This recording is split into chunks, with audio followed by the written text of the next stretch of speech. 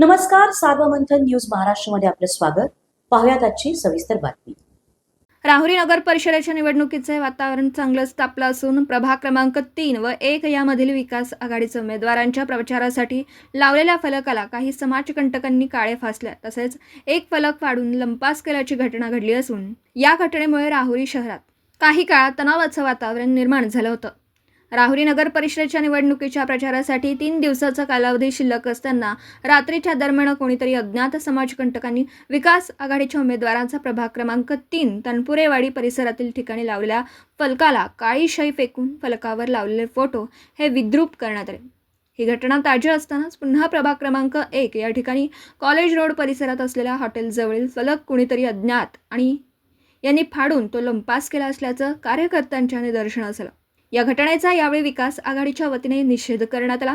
तसेच विकास आघाडीचे कार्यकर्ते नरेंद्र शिंदे यांनी म्हटलं की विरोधकांच्या पायाखालची वाळू सरकली असून त्यांच्याकडून हा घाणेरडा प्रकार सुरू आहे. मात्र राहुरी शहर हे शांतताप्रिय शहर असून याकडे आम्ही लक्ष न देता विकासाच्या मुद्द्यांवर निवडणुकीला सामोरं जाणार असल्याचं नरेंद्र शिंदे यांनी म्हटलं.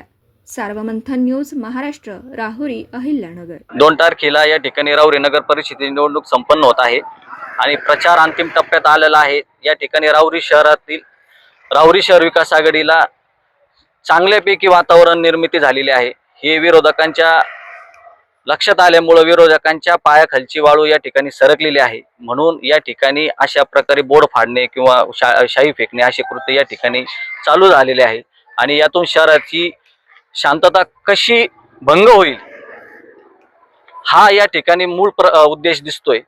परंतु राहुरी शहर हे अतिशय शांतप्रिय शहर आहे आणि ही शांतता भंग होणार नाही याची पूर्ण काळजी हे शहर विकास अशा कृत्यातून शांतता भंग होणार नाही अशी पूर्ण काळजी राहुरी शहर विकास आघाडीचे कार्यकर्ते घेणार आहेत. आम्ही या ठिकाणी ज्या समाजकंटकाकडून हे कृत्य झालेलं आहे किंवा करण्याचा प्रयत्न केलेला आहे जाणून बुजून अशा समाजकंटकांचा आम्ही या ठिकाणी जाहीर शब्दामध्ये निषेध करीत आहोत. सार्वमंथन न्यूज महाराष्ट्राला लाईक करा, शेअर करा, सबस्क्राईब करा.